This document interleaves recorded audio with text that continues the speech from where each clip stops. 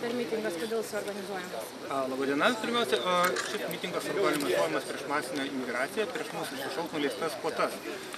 Mes, kadangi esame savarankiška valstybė, bent jau norime tokie būti, mes norime patys nuspręsti, kada, kiek ir ką įsivežti savo šalį. Nenorime, kad mūsų sušauk nuleistų tas kvotas, nes tuo labiau nėra aišku, ar čia galutinės tas kvotas, ar gali būti iš naujo ir iš naujo perskaičiuojamas. Kokios pagrindinės problemos kyla dėl pabėgėlių? Pirmiausiai kyla didžiausia problema tai, kas yra sunkiausiai suintegruotis visai kitos kultūros žmonės. Kita problema yra ta, kad iš tikrųjų tai yra neteisėtas veiksmas. Tai pažeidžia tiek mūsų įstatymus, tiek Dublino įstatymus, kurie Europos Sąjungos buvo priimti, tiek Šengeno erdvės irgi nuostatus pažeidžia šitas judėjimas. Tai sukuria pavojingą precedentą, tai gali sąlygoti tolimesnį tautų kraustymąsi ir ateityje turėsime labai daug problemų. Minėjote būtent, kad tai galėtų būti problema mokslo sferoje, galėtų būti piniginių atžvilgių ir mūsų tautą. Tai ką galima būtų pakeisti šiuo metu? Pirmiausia, reikėtų, nežinau, valstybinius pinigus ar tai visą dėmesį skirti būtent lietuvų studentams, susigrąžinti emigrantus, kurie emigravo į užsienį, o neskirti žmonėms, kurie galbūt greičiausiai net ir nenori čia Lietuvoje gyventi, nes, kaip žinome, dabar pagal naujausias žinias, tai Lietuvos vyriausybė net tik spaudys lankstinukus ir važiuos tais lankstinukas į Graikiją ir Turkiją, kad jos priviliotų žmonės. Tai iš kur nelogiškai atrodo, kam kviesti žmonės tos, kurie čia nenori, ir jos per jėgas čia įsivedus bandyti juos integruoti. Tai iš kur tai yra, galime sakyti, nesąmonė. Todėl mes ragintume Lietuvos vyriausybę elgtis taip, kaip elgėsi Slovakija, o Slovakija eina teisiniu keliu, kad neprisimti jokių imigrantų kvotų pas save. O būtent vis dėlto pabėgėlių greičiausiai nepavyks visiškai atsisakyti. Kokias sąlygas jiems reikėtų suteikti, tiktų visiems? Jeigu visiškai neišeina, tai galim padaryti tokį laikinį variantą, laikinai jos priemam, baigėsi karo veiksmai toj teritorijai ir tiesiog turėjo grįžti atgal. Čia toks laikinas variantas. Iš kitų variantų, tokio, kad amžinai čia atsivežti laikyti, tai yra tiesiog netikslinga. Kuris vardas pavardė? Marius Janaitis. Kaip jūs gali pristatyti? Visuomeninis komitetas prieš priverstinį imigraciją.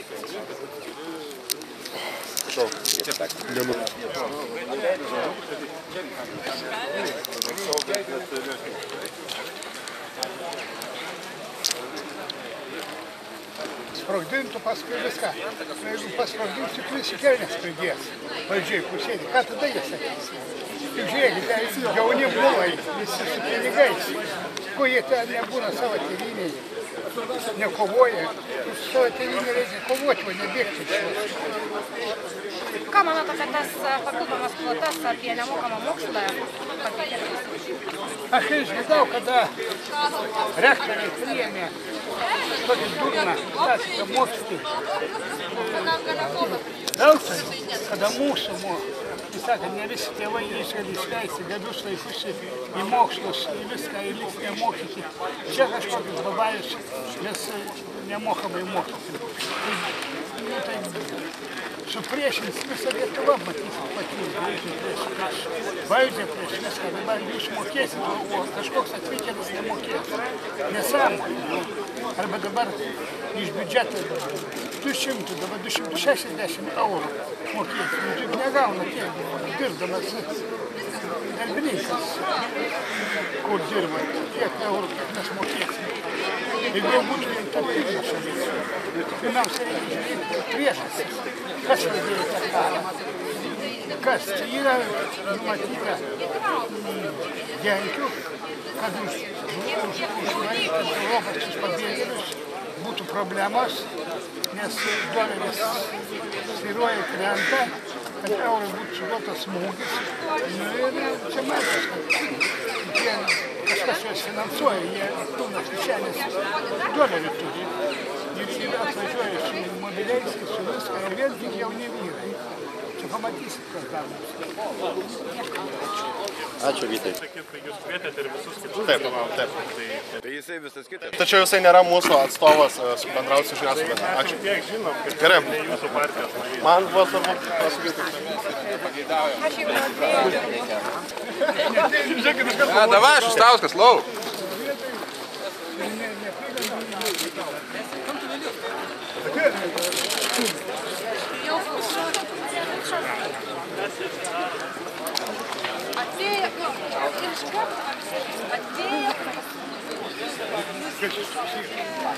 Renginio organizatorius. Iš kur? Iš kur jos partijos? Nežinau. Ar aš?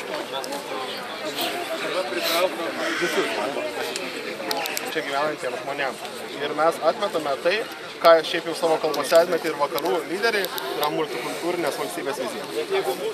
Kas čia šiandieną tam mitinge vyks ir kokio tikslo jūs tikitės pasiekti? Mes turime kelis tikslus. Tai visų pirma, mes norime sujungti visus žmonės, kuriems yra svarbu šitas klausimas, kurie nepritarė masiniai imigracijai ir būdais, kokiais jie tą masinę imigraciją stumia. Taip pat antras tikslas yra tai, kad mūsų premjeras, mūsų vyriausybė atkreiptų dėmesį į Lietuvos piliečių nuomonę ir tokiems svarbiam klausimam yra tinkamas būdas juos spręsti, tai yra referendumas. Mes norėtume, kad mūsų vyriausybė skelbtų referendumą ir atsiklaustų prieš keičiant mūsų demografinę padėtį. Ar manot, kad tai yra įmanoma? Aš tikiuosi, kad tai yra įmanoma padaryti. Aš tikiuosi, kad mūsų premjeras nori išlikti istorijoje kaip garbingas žmogus, o ne tas žmogus, kuris sužlugdė kultūrą, kurią kuria mūsų protėviai 100 metų. Ar bus kažkokių veiksmų įmamasi, jeigu nebus pasiektas? Be jokios abejonės ir apie juos informuosime tikrai ir žiniasklaidą ir visus kitus po renginio. O šiandien turėsime keletą pasisakymų šioje vietoje. Taip pat turėsime eitynes Laisvės alėją į Vienybės aikštę prie Laisvės paminklo. Tenai sugiedosime himną. Eitynių metu bus naudojama pirotechnika, bus skambės įvairūs šūkiai, tarp jų šūkiai, kurie bus nedraugiški mūsų vyriausybei, nes mes manome, kad dabartinė vyriausybė turėtų arba efektyviai spręsti problemą atsiklausiant piliečių nuomonės arba atsistatydinti. Ar nemanot, kad tokie mitingai gali sukelti tautinę nesantaiką? Aš manau, kad tautinę nesantaiką sukelia tokia priverstinė imigracija, o ne mūsų mitingai. Reikia spręsti problemą nuo jos priežasčių.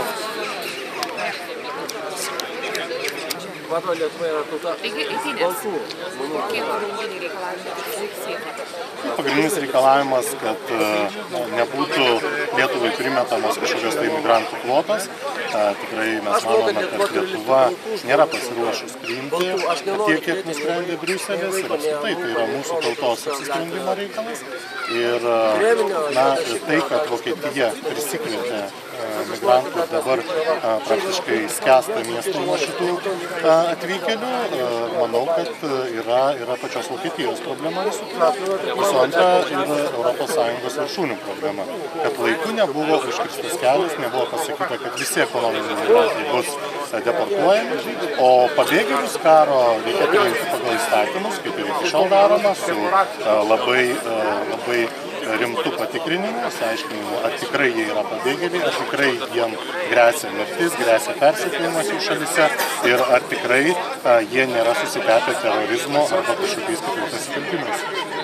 Šiandieną jau buvo parengti klausimynai, kaip juos galima būtų atskirti, tai pagal upių pavadinimus, įvairių politikų žinojimą, ar pavyktų taip atskirti tos pabėgėlius? Iš tikrųjų, tai yra jau tų institucijų, kurios turi tai daryti jų darbas. Mes norim tiesiog pasakyti, kad viskas vyktų pagal įstatymus.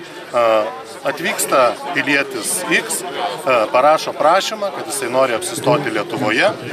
Mūsų saugumo struktūros patikrina, susisiekia su Interpolu, su kitais ir po kelių mėnesių duoda jam atsakymą, ar jam suteikiamas prieglobstis ar nesuteikiamas. Tai jeigu šitaip bus daroma, tai yra viskas tvarkoj. Tačiau dabar mes žinom, kad yra tiesiog kaip kvota, yra menkių gaudimo kvota, cukraus gaminimo kvota, pieno, tai dabar žmonių kvota. Tiesiog atveža kaip viščiukus 1100 ir jūs turėkitės. Tai su tokiais dalykais mes tikrai negalim sutikti. Ką pasakytų mūsų oponentams, kurie sakytų, Europos Sąjunga tik duoda daug visko, reikia dalytis bėdomis? Iš tikrųjų, pasakyčiau labai paprastai, ES solidarumas kažkaip tai atsiranda tik tai migrantų klausimų, atsiranda akcizų klausimų, bet kai yra sprendžiamas klausimas dėl mūsų piliečių gerovės, dėl mūsų pensijų, dėl mūsų atlyginimų, dėl kitų dalykų, tas solidarumas išnyksta. Kai yra sprendžiamas klausimas dėl dujų kainų, kurios Vokietijai 3 kartus pigesnis negu Lietuvai, irgi tas solidarumas išnyksta. Tai tas solidarumas turėtų būti visuotinis. Ir aš manau, kad ES kol kas tikrai mums netiek duoda, kad mes galėtume šitaip nusižeminti ir tapti tokiais vasalais. Ačiū.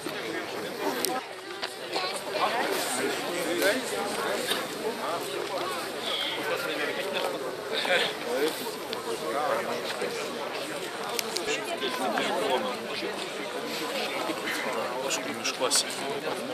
važiuojate PTE.